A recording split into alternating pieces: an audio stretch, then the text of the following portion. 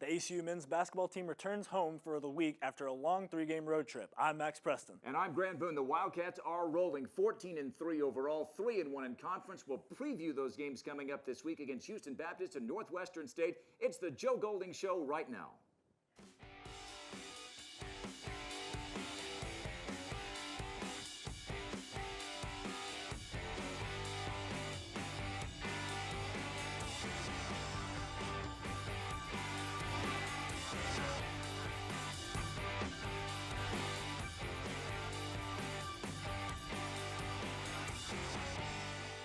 Welcome to the Joe Golding Show from the JMC Network studios on the campus of Abilene Christian University. I'm Grant Boone alongside ACU senior Max Preston and the head men's basketball coach at ACU, Joe Golding. Coach, a couple of weeks into the conference season, and here you are, an incredible start. You're rolling 14-3 overall, 3-1 in the Southland Conference. On the last show, you just lost your first game of the season. You were gearing up to play Campbell. You won that one. In fact, you haven't lost back-to-back games all year. But that non-conference schedule, so impressive. You go 11-2, the most non-conference wins you've had in 20 years.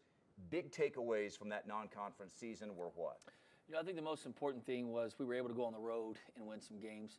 I thought that was huge for us. It's an area that we've struggled in through the transition. You know, we've gotten better at protecting home floor, but just getting over the hump on the road. So I thought getting some road victories early gave us some momentum. And then I think the victory at Pacific to go win a tournament, you know, I think that validated some things that we had done in the spring and the summer with this group and getting ready for the fall. And that was the one thing that we really hadn't done as a program was to go and win 3 games and be the champ of something and to walk out of there the best team out of the 4 teams there. So, I was impressed with non-conference. I think our guys will too. They've set the bar. You know, each year we've gotten a little bit better in non-conference, and these seniors have definitely set the bar for non-conference play moving forward.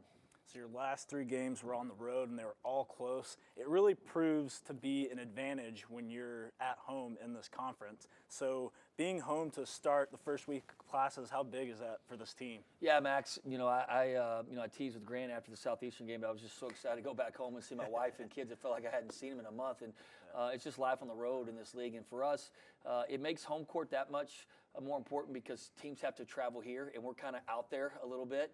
But when we have to go to their place, they're kind of out there, if that makes sense. It's not easy for us to get to a place. And so, for instance, last week when you look at the McNeese game in Southeastern, we stayed out all week. We left Tuesday, and we didn't get back till Sunday. And so that's a long time. That's a grind, and it wears on your guys.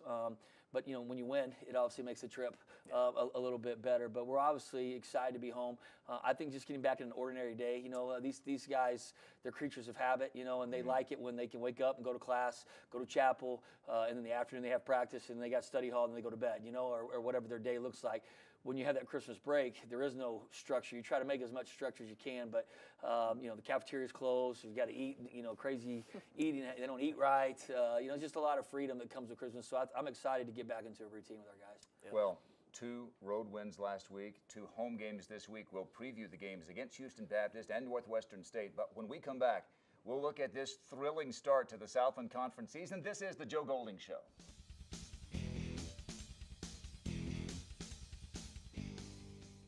Welcome back to the Joe Golding Show. Conference season began on January the 2nd. Coach, you talked about the fact that gaudy 11-2 non-conference record is wiped away in a sense. Everybody's 0-0. You had gone to New Orleans to start conference play the last 2 seasons. You get them at our place, but they made themselves at home in the first half. They get up to a double-digit lead, I think 14 points early. It's still an 11-point lead for New Orleans. With 15 minutes to go in the game, Peyton Ricks gets a steal. His night really hadn't been going great. No one's really had gone great at that moment. He gets a steal. He gets fouled hard. It's a flagrant 2. The player gets ejected. And all of a sudden, things turn around. Jalen Franklin goes off. You win the game 68-58. What a turnaround from the first half. Yeah, you know, I definitely thought our defensive pressure stepped up in the second half. We were able to force a lot of turnovers. We've been doing that throughout the year. The problem was, you know, we weren't scoring off turnovers in the first half. The second half, we got turnovers, and they led to points, and we were able to go on a run. And so, you know, it's still something we're getting better with, Grant, as the season goes on, is not letting the offense dictate our defense, becoming a defensive team that plays for 40 minutes, no matter if the ball's going there or not. And I think the first half, you know, I think a lot of things played into that. I think us getting up to 11-2 start, New Orleans had come off 2 40-point losses to Baylor and to, was it Pittsburgh, I think. And so they were definitely ready to play and ready to start conference. And I think we had a bullseye on our chest from the fact that we came in 11-2, and a lot of people thinking that we were a contender in the Southland Conference. And New Orleans has been there; they've done that. Made the tournament 2 years ago. They played at a high level, and so they played like that the first half. A team that was a lot more hungry than us, and I think the second half we were able to get back in control of the game. I think that Rick's play was huge, and it kind of turned the momentum of the game, and then we were obviously able to finish it. Yeah. So after New Orleans, you went on the road to face Sam Houston. Crazy game that went from, decided in the first half to very exciting in the second half. So, I mean, ultimately you lose by 3, but can you take a positive from your team playing so good to come back in the second half? Yeah, I think it's no secret. We went into that game without Jelani, and so the first half I think we were trying to figure out kind of how we play without Jelani in there. We had him for 12 or 13 games, and so I think the first half we were just out of rhythm. We were out of sync. Substitutions are different. Play calls are different. But you go back and you look at the game, Max. I think that it was score. I could be wrong here, but it was like 19-16. It was. With like 8 minutes to go in the first half. Yep. We're right there in the game. We turn the ball over 5 straight times, and the lead goes to 31-16. And then we go in the locker room at halftime, make some adjustments, kind of regroup a little bit, and then I think we came out in the second half and played much better. I do think, Max, the second half of the Sam game propelled us to the wins at McNeese and Southeastern. I think I think that half carried over. It's a 2-point game with 3 minutes to go. We have the ball. We get a couple good, a good look. It doesn't go in, and then we have a look late. We turn the ball over. That's the one thing we did, Max, in both those games. New Orleans here and Sam game, we turned the basketball over 18 times apiece, and we've been great all year at taking care of the basketball. It's kind of been the number one thing for us offensively, and we did not do it those 2 games. We got lucky to beat New Orleans, and we didn't, against Sam. Yeah. So then you go to McNeese, beautiful new arena there in Lake Charles. It's a new team, new coach Heath Schroyer. You didn't have Jelani Friday, as you mentioned, 3-game suspension, didn't play the following game against Southeastern Louisiana as well. Your decision as a head coach. And so shorthanded again, but you find a way, don't you? 73-72 the final. They're up 7-0 early. You get up 11 in the second half. Classic Southland Conference game, and it was your 100th career victory. You told me that the road win was way more important than your personal record. But in a way, did that kind of typify your 8 years here? Nothing's easy. Yeah. Everything just has to be earned one way or another, and you found a way. Yeah, it's been an incredible journey here through the transition, and that game, like you said, kind of symbolized the whole deal. But I thought our guys played really well. We knew we had to make shots. They play a 1-3-1 zone. We hadn't seen that in non-conference play, and so it was something different for us. But we knew that we were going to get some open opportunities, and we were going to have to make some shots. And boy, Ricks and BJ hit some big ones the first half to answer some of their runs. And then the second half, we were able to get the ball inside a little bit. They got out of their zone, went back to man, and we were able to score some basketball at the rim. Got up 11, and then they came back and hit some really, really big shots. The last 45 seconds, we did okay controlling the game. We missed free throws a little bit down the stretch. When we had a chance to ice it, and then they had the ball, and we made a great play. Jay Frank was on him defensively. Joe comes off his man and realizes the shot, is going off. He can't pass it. It goes to contest the shot, and it doesn't get on the rim. So big victory for our guys, and obviously anytime you can win on the road here in our league is huge. So your final game, the long road stretch, is Southeastern Louisiana. This game ends in a very exciting fashion, just like you probably drew it up, right? So Damian gets the steal, Peyton gets the last-second 3.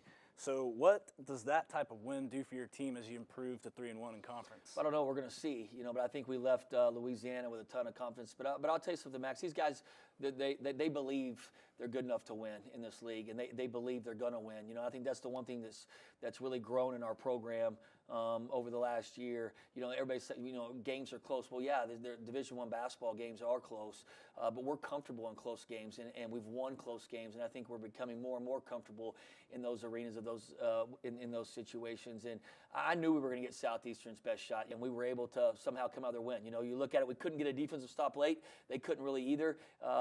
They had the ball. There was a 8-second differential between the shot clock and the game clock. So we decided to run and go trap. We didn't want to, let them just dictate what they wanted to do. But they never went to a ball screen or handoff. They try to get us on the back door. He drives in.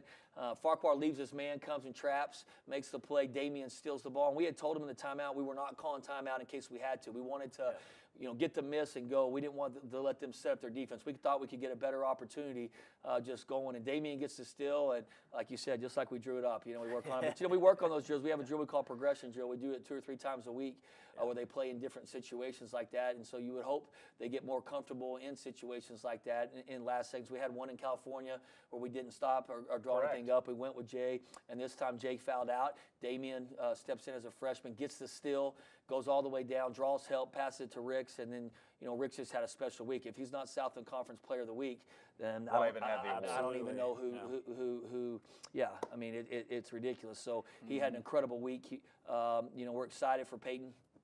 In the comments, but I think Peyton would be the first to tell you it's his teammates. Damian got the steal. Correct. We go back to the play Jay Frank made at Pacific. Ricks got the steal and won the 50-50 play that set up Jay. So it's what this team's been about, Max. It's different guys stepping up and making plays for us, and that's a big reason we're 3-1 in league play. Ricks with 19 on the road at McNeese, 22 including the game winner on the road to beat Southeastern Louisiana. And without Jelani, we were going to have to hit some shots. And Joe Pleasant fouled out, and Jalen Franklin fouled out. No question. You still found a way to win your first ever game in Hammond. Yep. Tough place to play. Incredible start to the season. Now you come home for another challenging week, and we'll preview the games Wednesday and Saturday when we come back on the Joe Golding Show.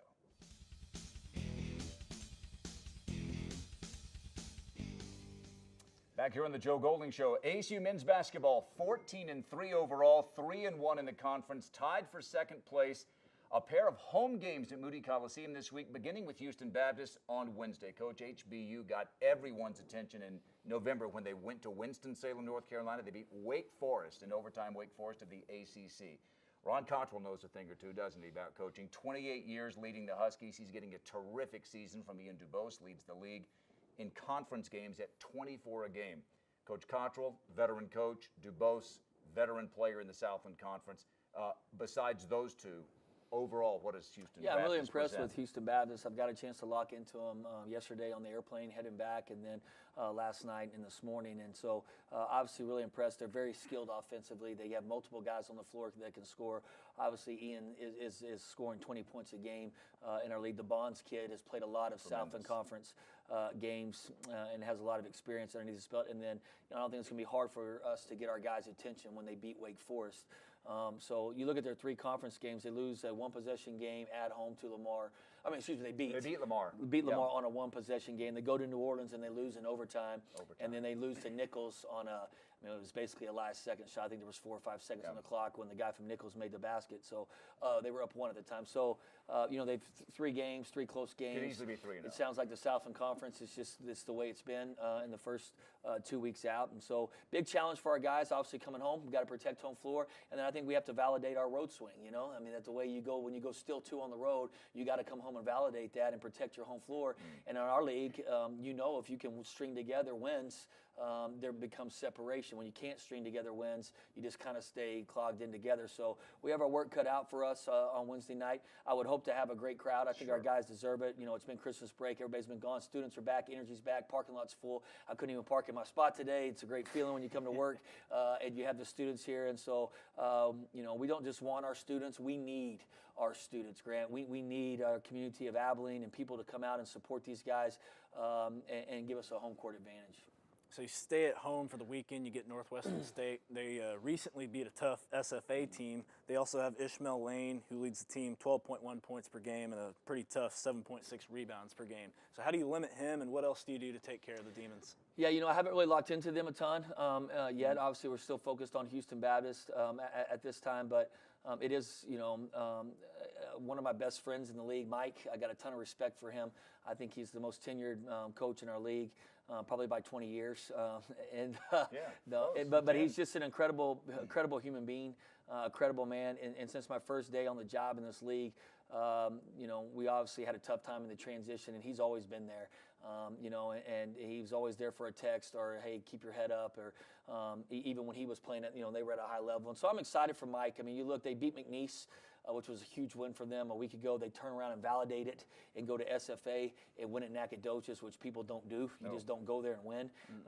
And they win at the buzzer.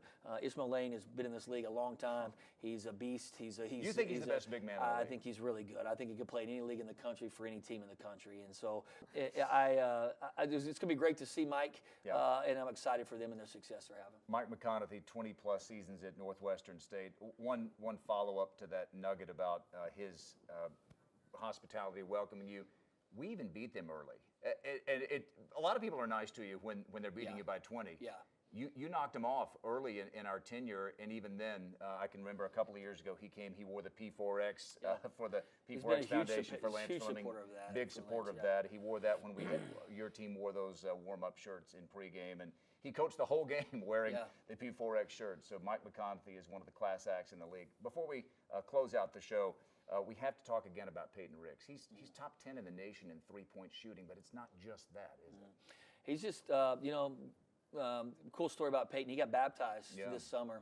Really cool deal. Our whole team got to go and see him get baptized. And he just has a maturity to him this year. Ever since that moment, it's like he just kind of figured out life, and figured out where he was going. He's really simplified his life.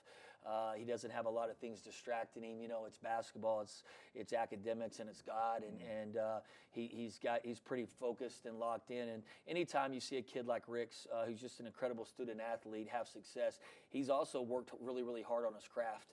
He's spent a lot of time in the gym making shots. I also think a big part of that, honestly, is Jalen Franklin and the way Jalen Franklin's being a point guard and running our team. Ricks is finding opportunities around those guys, and Jay Frank is finding him, and Damian Daniels is finding him. I go back, BJ's finding him. I go back to possession at Southeastern. Damian Daniels, or Jay Frank, I think it was Jay Frank, broke the press early in the first half. And makes a pass to Ricks in the corner. And Ricks is wide open. He'd already hit two threes in the right corner. He makes the extra pass to BJ, and BJ hits the three. But that just tells you about our team, that they're not caught up in statistics, stats.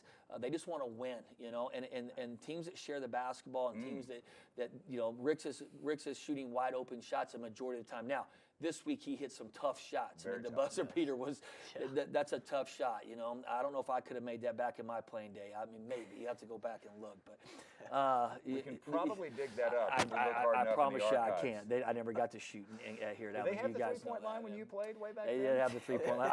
I wasn't allowed to shoot the 3-pointers, but Ricks has hit tough shots, and that's what good players do. They hit tough shots, but we want Ricks to shoot the ball.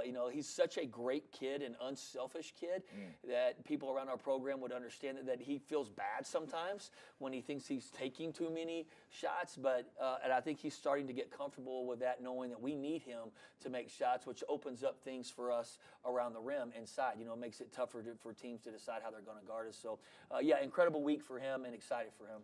Those last-second heroics against Southeastern Louisiana, nothing new. He's averaging almost 9 points per game in second halves this year. When his team needs him, he's answered the bell almost every game. All right, Coach, congrats on a great start. Great to be back home.